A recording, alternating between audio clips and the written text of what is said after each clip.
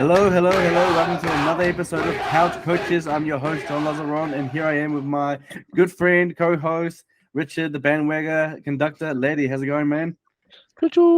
Yeah, another week, another 2 points. Very happy to be here. It was a pretty easy watch, like it still made us a little bit nervous in the final 10 minutes, but I think they controlled the game well. And yes, once again, plenty to like around the field from 1 to 17, pretty much from the Warriors. Yeah. No, I actually thought we were really sound defensively. I mean, I know the couple of the tries that they scored were from kicking, so obviously they were running up on their line. But I actually don't mind them running up on the line as long as they cover the back. But that's how the Knights scored their tries. But yeah, no, I thought it was a solid game, and impressed. And yeah, the last 10 minutes, I was thinking, okay, here we go. Is this like a common scenario that we see in Warriors games where they're leading by a certain amount and then the team just seems to just get up on them on the last 10 minutes? It's a common scenario. Mm-hmm. And but no, they held up and it's good. At least one game that I picked one because I mean, far out, West Tigers, what's happening here? I mean, you don't ever hear about the West Tigers winning a game, but to be on a 2-game winning streak, what the heck? What's going on?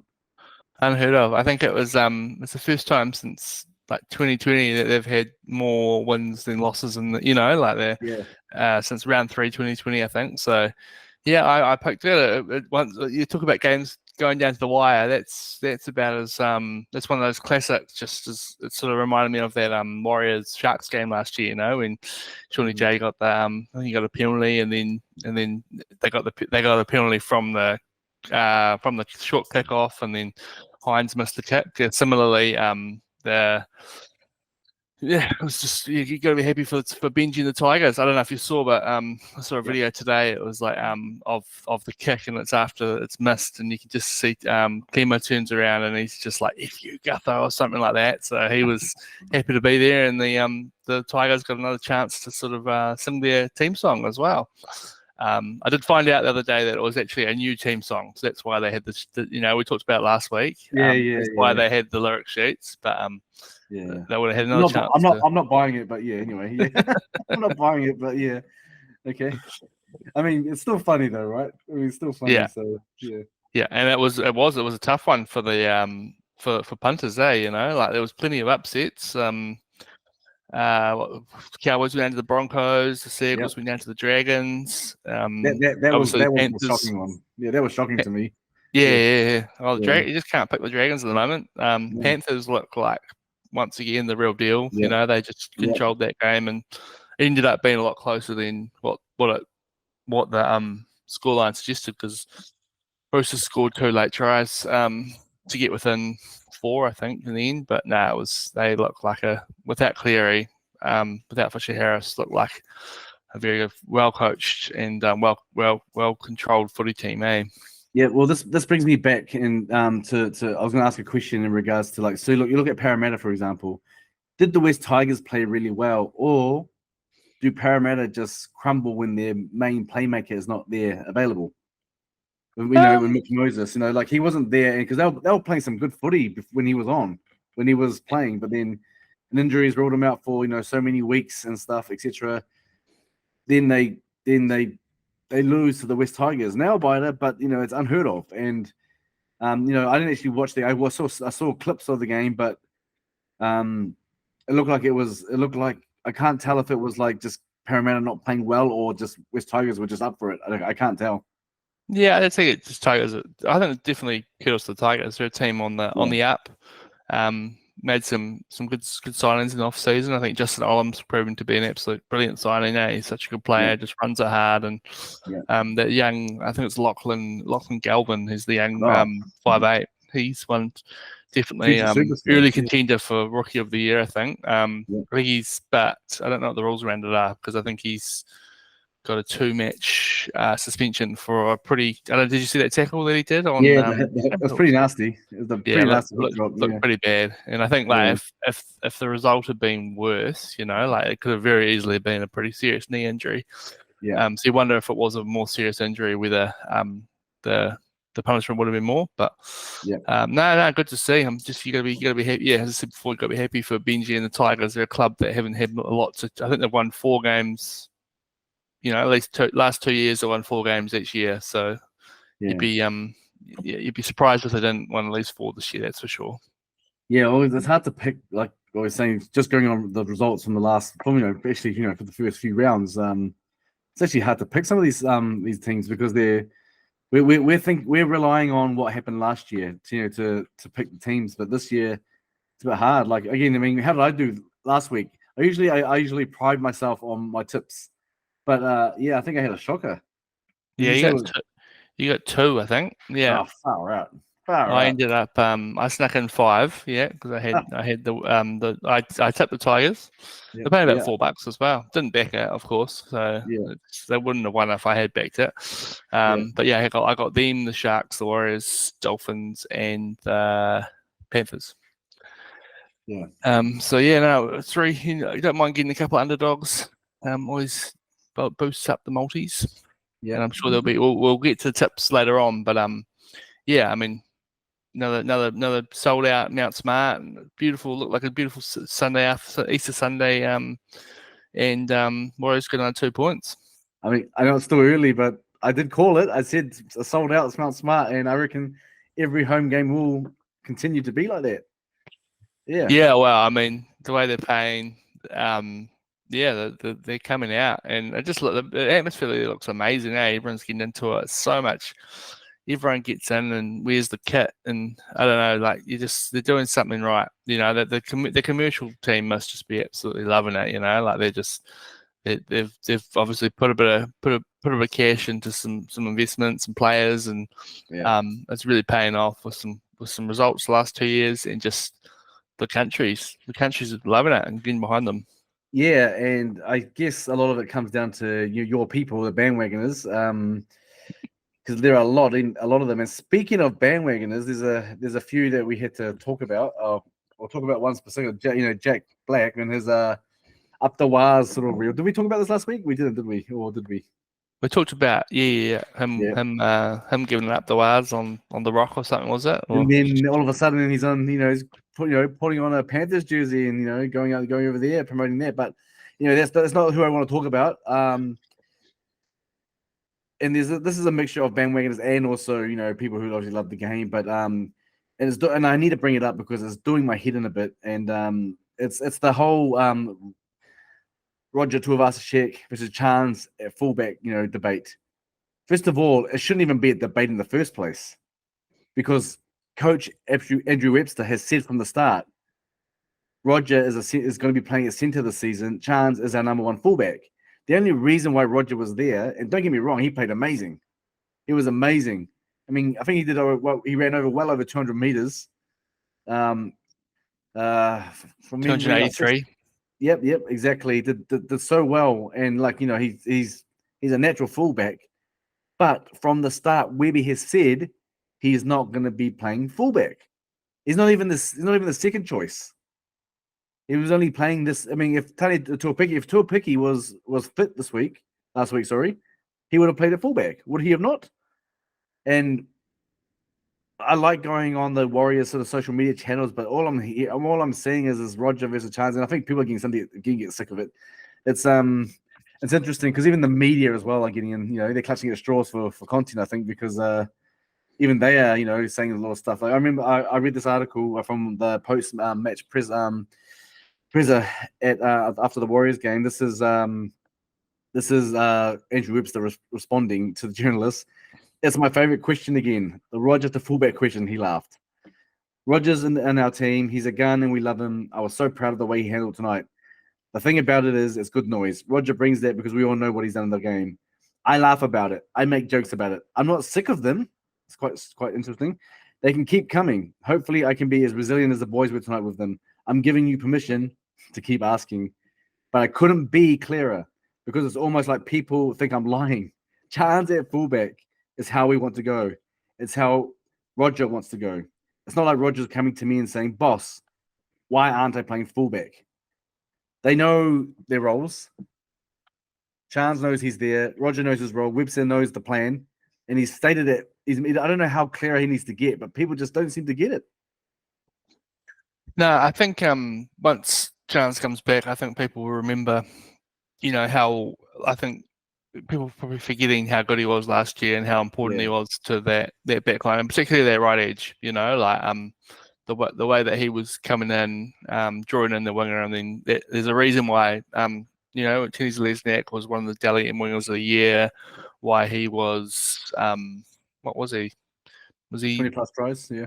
Yeah, 24 tries, top try score, or joint top try score, something like that. Chance was a huge, massive part of that. So I think once Chance comes back, gets a couple of games under his belt. People are still going to say it. And I mean, seeing that, the double step and then the bump on, I think it was Adam Elliott. Fullback shouldn't be bumping a lock like that.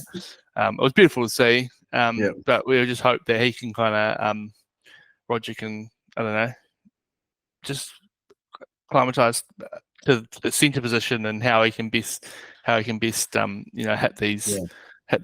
lines and use that footwork. But I for one, I'm looking forward to seeing Chance play this weekend. But bit of a downer from the weekend. I don't know what with Metcalf going down.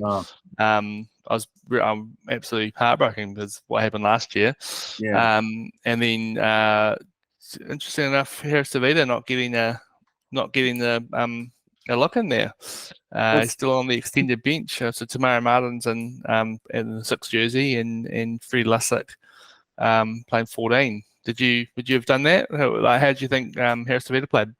Well, I think he played outstanding. I mean, he scored a nice try as well on the back of Wade Egan breaking the line as he tends to do when he's out there. That's why I love Wade Egan being in the side when he's fit and ready to go.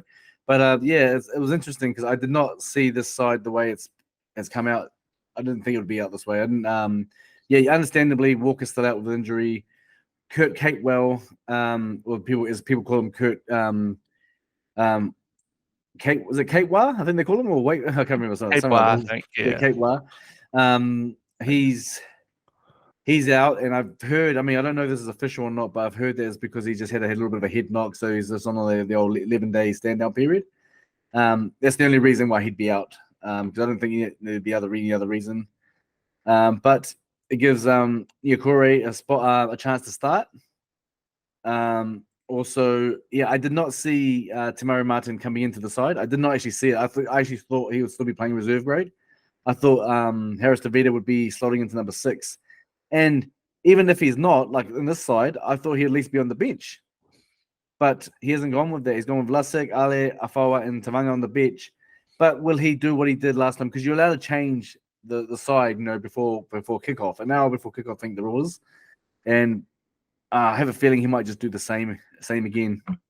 Yeah, well, it was like that last week. I hadn't picked up on the fact that Harris Tavita was even playing, and then it was like, oh, where did he come from? And I was like, did he come on as 18th man or no? But no, obviously they actually made the switch. So I mean, I'm happy either way, but it's just it seems a bit strange to sort of Harris Tavita gets a shot, played pretty well. He got a Montoya's not been getting a lot of tries on that left edge from the kicking games at least, but he got up for that kick which Harris Tavita put up. So he obviously he plays well on that side, can kick to that left side. So but also, I mean, tomorrow it's a good. We've talked about a lot on this podcast, the depth of the team, and it's a good problem to have.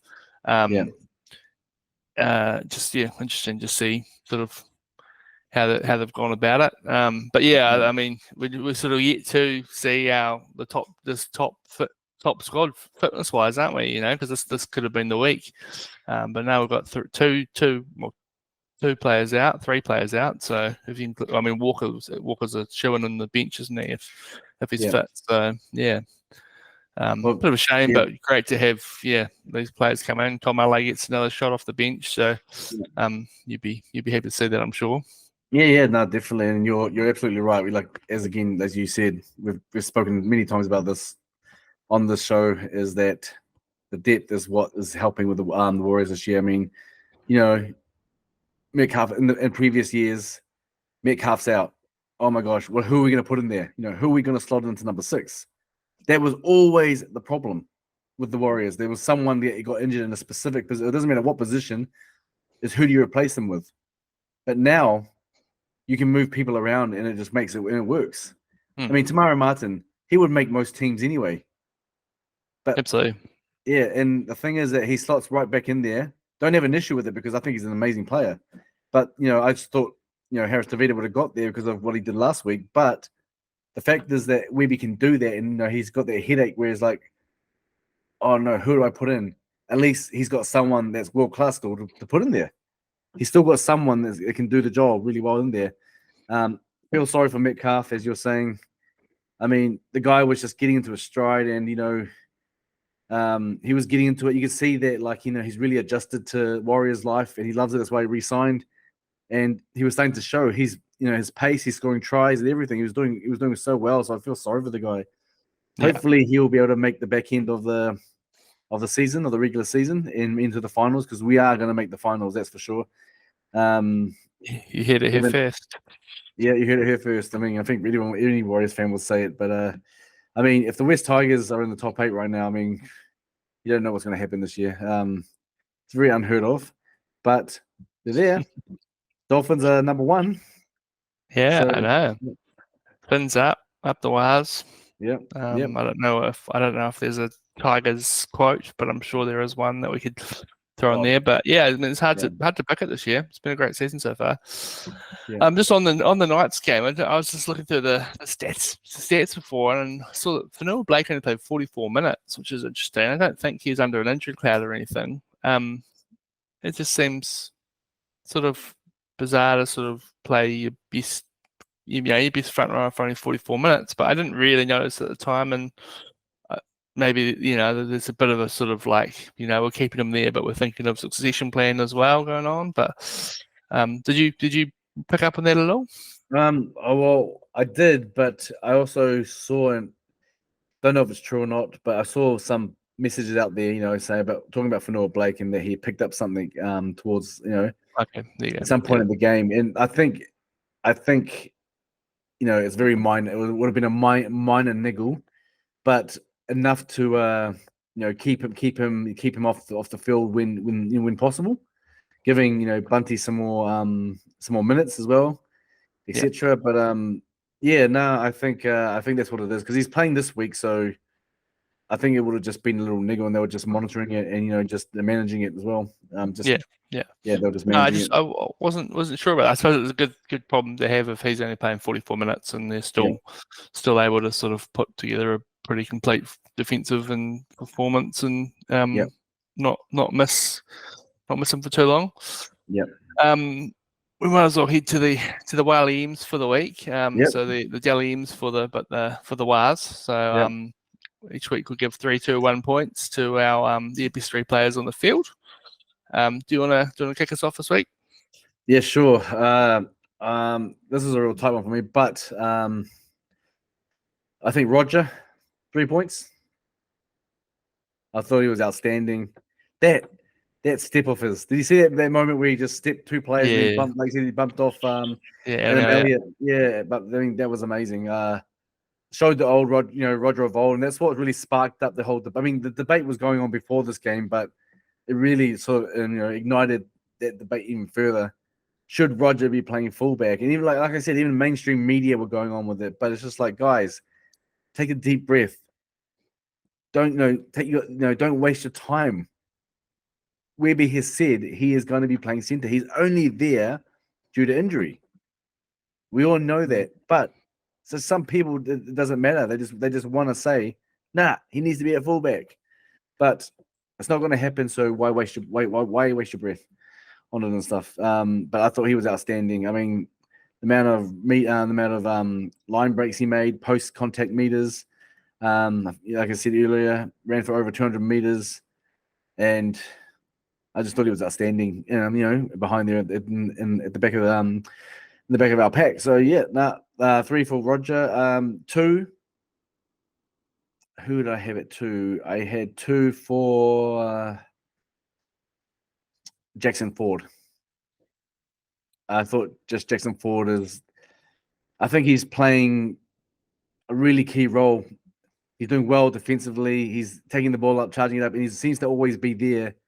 When there's a try scoring opportunity, even though he sort of blundered a few of them the week before, but I think he's coming into his own right now. Jackson Ford, he deserves a spot. People were saying to it at the start of the season, he shouldn't be there. He shouldn't be starting. But I think he's earned his starting spot. He deserves to be there. He's doing a great job. And 1 point, I would give 1 point. I want to think who I should give 1 point to because there were so many people that did so well. But yeah, I was tossing up between. Where are they? I had it written down here. Mitch Barnett again, and Sean Johnson.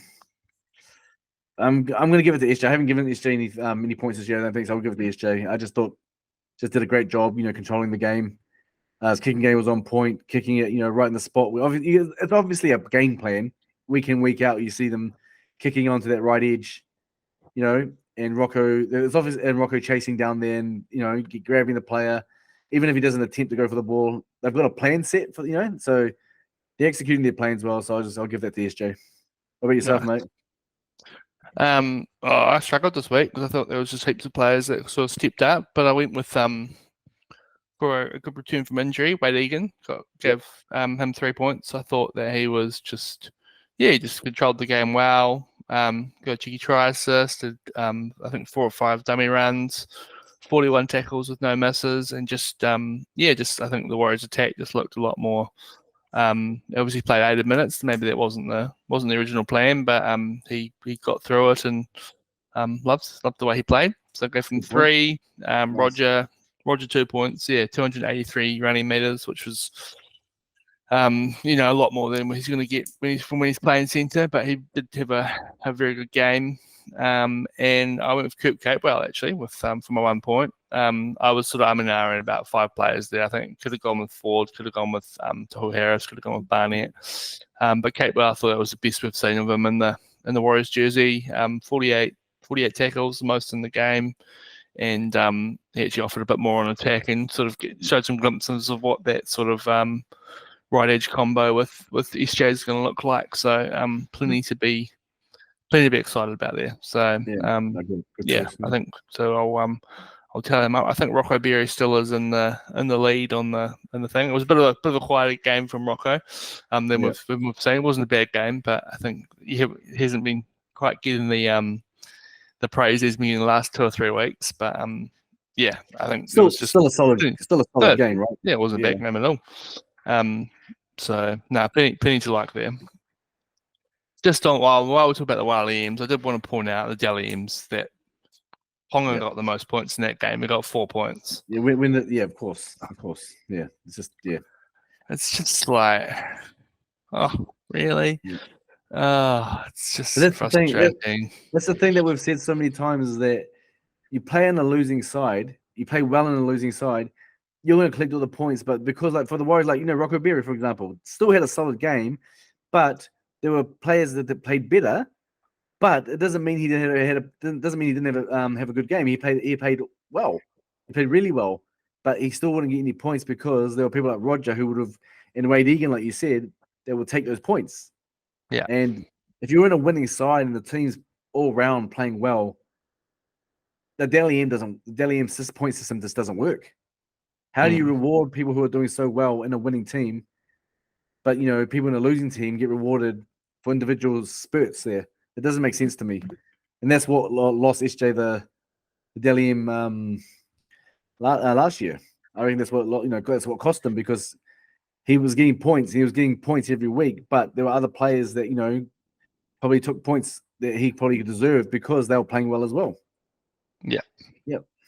Yeah. I'm with you. I mean, it's Ponga. It's classic. That was Ponga as well. It's like they're just doing it to throw Warriors fans into this sort of pit of despair and why do you hate us so much?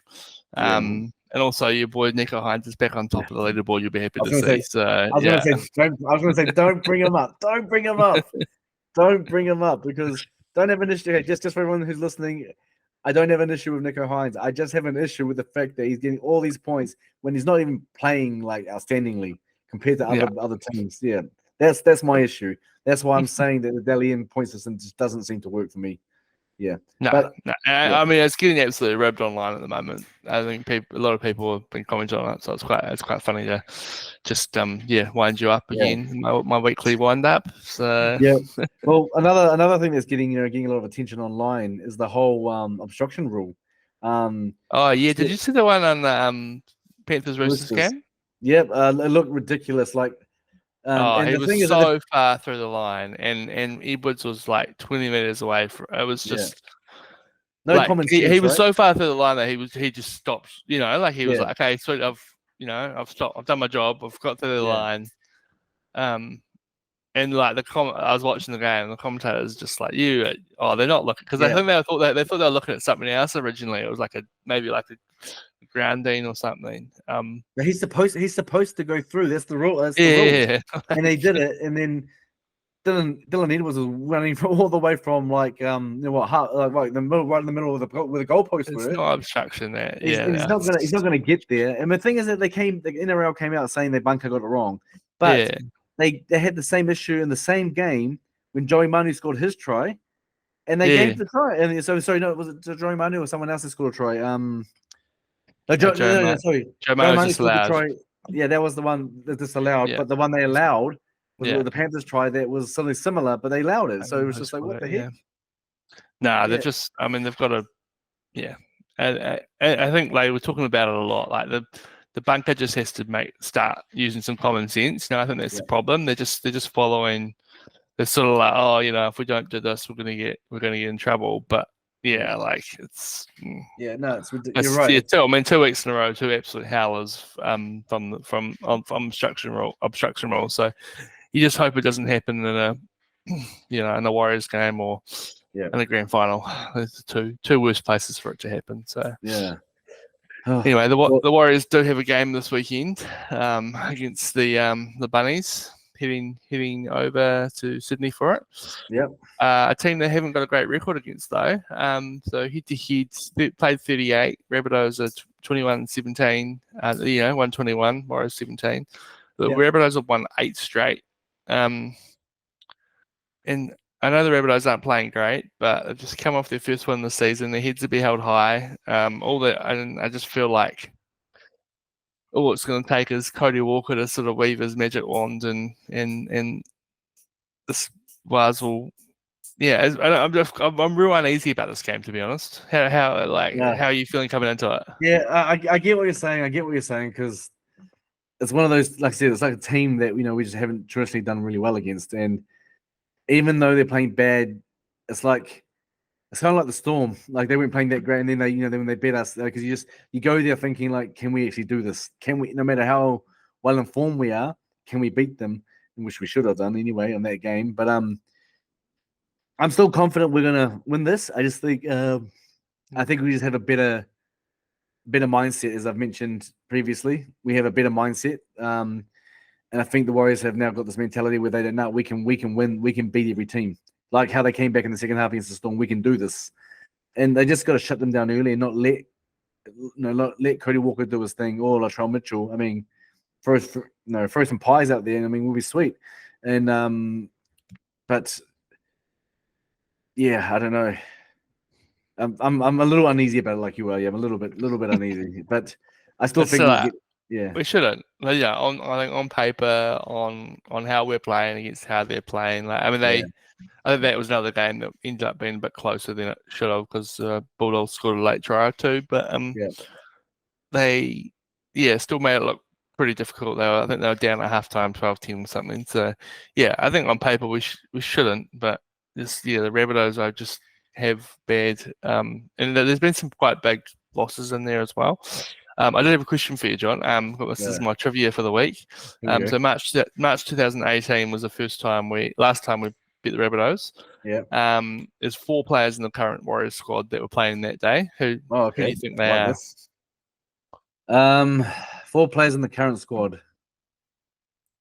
From what, 2018 did you say? 2018, yeah.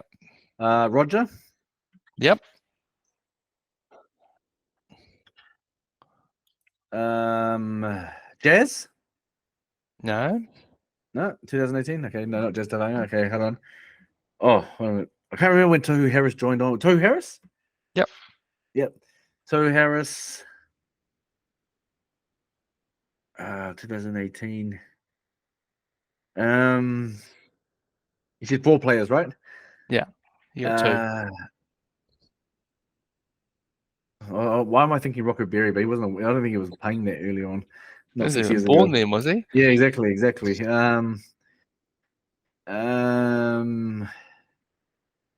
Bunty. Yeah, Hunty, well Yep. done. Bunty. Yep. Sean Johnson. No, Yeah. Yeah. Oh, I got it. No, Sweet. yeah, that was his last year. Yeah. Yeah, I've got it. Well done. I thought I had it. Yeah, I thought I had it. I still got it. I'm impressed. Maybe Yeah. that'll be the next segment. There'll be some obscure Wars game from when we last beat a team. Yeah, and if you're out there and you got some questions to quiz me, bring it. Yeah, Bring it. you can be the chaser. Yeah. Exactly. Yeah. But yeah, no, going back to this week, yeah, as I said, I think we've got the team.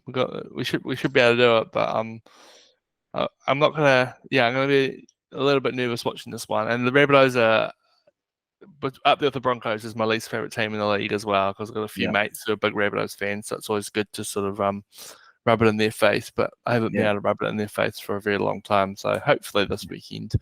Yeah, interesting to see how this team goes. Great to see Tamari Martin back having a shot. So it should be a couple of good number 6s sort of battling it out. Yeah, we're having rabbit stew this weekend, mate. So don't worry about it. We're having it. It's going to happen this week. We're going to break that deadlock. We're going to break that deadlock this week, and I really believe it. And I think we have the team to do it, and I think we have the mindset to do it. So I believe we can do it. I totally get why you're nervous. I think you won't be the only one, like I said myself, but there'll be many out there who are feeling just the way you do. Just like when you were saying, like 10 minutes before the game ended, you get a little bit like that. I think many Warriors fans had that same feeling. I think we all had that same feeling 10 minutes before the end of a game, unless we're way ahead, or even if we are ahead by 2 tries or not. For some reason, the team will score a try, and with 8 minutes to go, then you're like, oh, what? Yeah, you got to be careful here. So it happens, yeah. So I think I think a lot of Warriors fans will be a little bit like, yeah, we can beat them, but a little bit on edge about it. Yeah, I think the key is not letting Dylan Walker or Latrell. I think Johnson's out this week, so it's a big in for us. So yeah, they've got. I mean, their halfback. I've never heard of him. Dean Hawkins. I don't really know much about him. Footy Dean. Yeah. Did you hear the story about Footy Dean? No. I think so. Apparently, he used to make these video clips and call himself Footy Dean, and he'd walk around and I don't know, make this.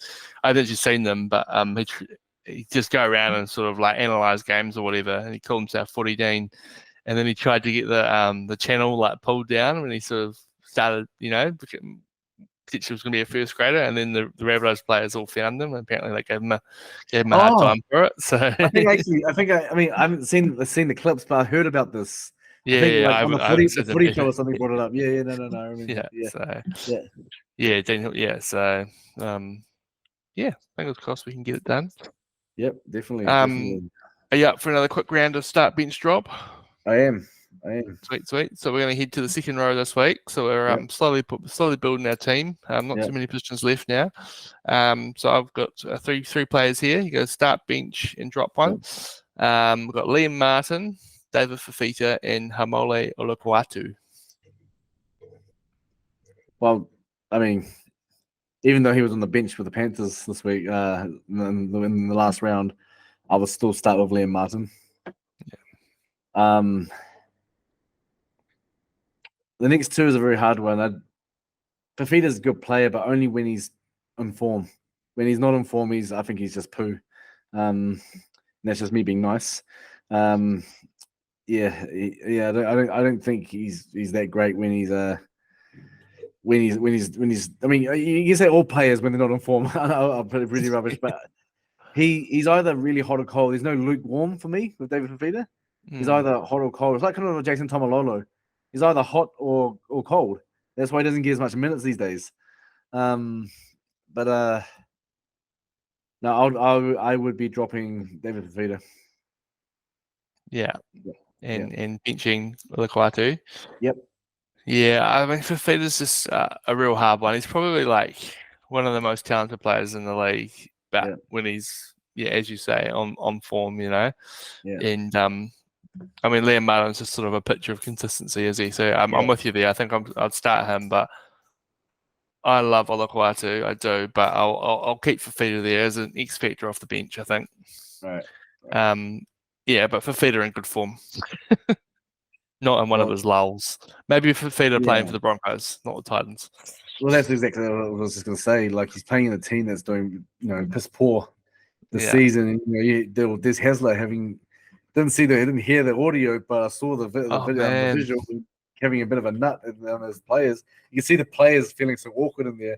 If he was ranting off at them, so they're not. It looked like he was looked like he was singling guys out. He was like pointing at people and So hence the fact, I didn't hear the audio, but it looked awkward. Yeah, could be a long season for the Titans, I think. Yep, agree. Yeah, no, so Liam Martin can make the team and the team of the year, I think. Sweet. Should we do some tips? Yep, let's do some tips, mate. Cool. So last week, said before, I got 5, and you got 2. Yeah, let's never bring that up again. I've extended my lead out to 21. And this is like the World Cup final, Cricket World Cup final, I reckon. 2019 Cricket World Cup final. Just in saying that, did you hear the umpire or Erasmus admitted they got it wrong? Got it wrong. I know it's a totally different sport, but I read it today, and that would just boil my blood if I was a black cap. But anyway, didn't need to. I didn't need to read that. It just made me angry enough reading that. Exactly. I've lost enough sleep over that over the years. So 21 points. Are you serious? 21 points? Yeah. You're on 15. Oh, I thought you meant you had a 21-point lead. No. I was about to say far out. I was like, I want to hear that again. I was a 6-point lead. Oh, okay. So I had a 3-point lead last week, and I've extended that out. Yeah, I don't want to. I want to forget about my last showing. So yeah.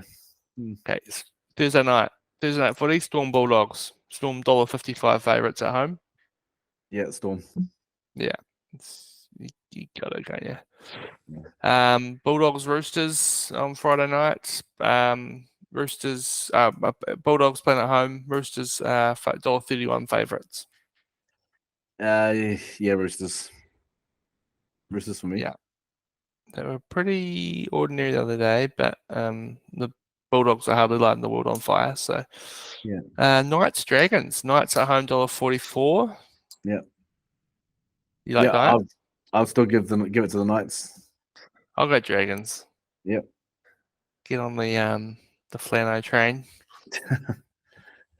And we just talked about it before. Rabbitohs Wars $1.78 favourites away from home. Yeah, I'll be with the Warriors. Well, I'm always with the Warriors, but yeah, Warriors for me. 1 to 12 or 13 plus? 1 to 12. Yep, 1 to 12. I go Rabbitohs. Oh, come on. No, I don't want to. But I think they might be in our head, That's why you're the bandwagon conductor. Come on. All right. Well, no, I mean, I'm not going to wear my jersey, but I'm just, and also I just want to, give you a chance to get back at me on the tips, So. Oh, so you're doing this for me. Yeah. Okay. Seagulls Panthers. Seagulls 4 Pine Stadium, 4 Pine Park, and the Panthers are $1.60 favourites. Yeah, Panthers. Yeah, you got to. I thought did the Roosters last week, and the Seagulls. Maybe got found out a little bit. I don't know. Yeah. Or maybe it was just a bad off day. Dolphins $1.65, Tigers $2.18. Dolphins at home. Oh, 2 teams on the app. Yeah, I mean they both got 6 points, but 2 of those points are because they had a bye. So So I just want to point that out. I just want to make that clear. Yeah, no, I think the Dolphins are going to stop this West Tigers train. To be honest, yeah, Dolphins. Get me on the Tigers. Did it for me Yeah. last week. 3 in a row. Yep. You jumping on that bandwagon? Oh, absolutely, absolutely. Yeah. No one's backing the Titans over the Cowboys. No. Yeah, you already know the answer to that. Yeah. Yeah, Cowboys weren't great, but I think the Broncos actually were pretty impressive. I thought it wasn't great in terms of footy, but it was a pretty exciting game actually. There was a lot of the ball being thrown around. Don't mind saying it.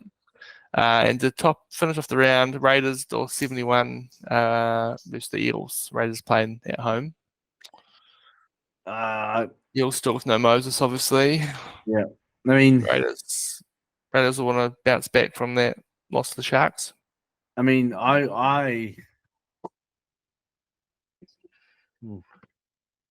would like to say Canberra if they can actually just stick it out. You know, they blew an 18-point lead, 16 or 18-point lead in their last game against the Sharks, and yeah, that's why Ricky Stewart's post-match presser, you know, he went off his nut. But she does. It was the old Ricky Stewart of late. Remember we were saying he's actually been quite tame in his his press conferences, but yeah, the old Ricky Stewart of late just he was back. He was back. He's like, I'm back, baby. So they did everything there, and, you know. So I still think Canberra. I'm going to give it to Canberra. I'm going to give them another shot. I think they're going to be like, we need to make amends for what we did last week, and don't piss our coach off. So yeah. Yeah, I think it's always hard to go to Canberra. You know, it's a bit colder than the rest of the country, and it's a pretty hostile crowd. So yeah, I'll bet the Raiders as well. Yep. See if you can get any points back on me this week. Thank you. I appreciate giving me a bit of grace there. So yeah, thank you. I'm a good guy, I say. Yeah. No, thank you. But I will win this competition. Let me just say that. Oh wow. Let me just say that. I will win this. Mark my words right now. I might get a little bit cocky and start making too many brash decisions. Okay. Yep. We should actually. Okay. We should. You know what? Let's turn this up a bit. So we're only how many rounds in? Like just a few rounds in. 4 rounds. Yep. Let's put a wager on it. Yeah, absolutely. Let's put a wager. Bring it. Let's bring it. What are you thinking? Maybe a Warriors jersey is probably a bit expensive, eh? Maybe like a Warriors hat or something. Okay. Well, let's have a think about it, and we'll come back to it next week. But we will. Let's just say there's even though I'm 6 points behind, I will say in confidence and be real cocky right now and say I'm going to take this out. I'm coming for you. I'm coming for you, Mr. Laddie. So yeah. Maybe I don't want to do a wager if you're going to be that confidence. Yeah. I'm coming for you. No, this is just me being cocky, being an a-hole. So it's all good. It's all good. But yeah, okay. Well, we'll think about that and we'll come back to it next week. But yeah, those are my tips for this week. Nice, man. Yep. Well, here's praying that I'm wrong, at least from the Rabbitohs one. I will say that. I'd love to see the Warriors get another 2 points and sneak their way up the ladder. They're still outside the 8 at the moment, but early days. As you said, there's a few teams who are up there who've had a bye or two. So yeah. And points differential as well. We're on the positive, not the negative, which is a good thing. Yeah. So keeping it at that is always going to be good. So yeah. Yeah, I think like Warriors 1 to 12 each week this year could be the bet, because I don't think they're gonna they're gonna win, but they're not gonna blow you off the park. They're just gonna grind it out and get it done. So yeah, maybe have a little. I'll have a little Warriors 1 to 12 bet maybe. Yeah, good. Like to hear it. All right, mate. Nothing else to add for the week? No. This week, I think as round 4. Now I'm just starting to get into it. The first early few rounds, with a new baby on board, I was just just missing out a bit of rugby league. Had a bit of FOMO from rugby league, but now I'm starting to get back into my stride. Sat down with my boy, on the weekend. Had him sitting down with me, trying to indoctrinate him with rugby league. As my wife was trying to say, are you trying to do that to him? probably not the right word to use, but yeah, trying to say, trying to get him into rugby league. I said, yes, I'm going to get him into rugby league early, but Well, it was the first afternoon game all year, wasn't it? That's the first one, yeah. He's going to be asleep by the time the other games are on. So sat down with him, as I mentioned many times. I was always going to get him in this bottle of milk. I was going to have my Jim Beam or my Jack Daniels in there, and didn't have my line read, but like it was all good. It was all good, and I'm thinking. It'd be better. Yeah, DB better, exactly. I actually like the I don't know how you say the logo, the new New Zealand Warriors one. With it's like, isn't that same sort of font that you've got there on the DB Bitter? Yeah. I actually like that. I actually would like to get a t-shirt. We should probably maybe use that as the wager, but we'll see. But just looking forward to getting to more footy because it's starting to lighten up, but it's getting interesting with all the teams that are playing at the moment. A lot of upsets and stuff. So it's just getting really interesting. It'll be interesting to see at the round 10 mark where everyone's at. I think you have a bit of a better scope on what teams are paying more consistently, or just some that are just pulled off like a few lucky wins, rabbit out of the hat, sort of thing. So yeah. So I think we have more of a scope around round 10. But getting into it now, watching more games and stuff, so I'm really happy about that. All right, thanks everyone for watching and listening on to our show. We hope we're giving you everything that you need. We are on the brink of bringing someone on the show, and we'll let you know about that in the next couple of weeks. But thanks again, and keep watching us and keep supporting us and spread the word. Couch Coaches. We're still thinking of a new name, but for now, Couch Coaches, subscribe. See you later.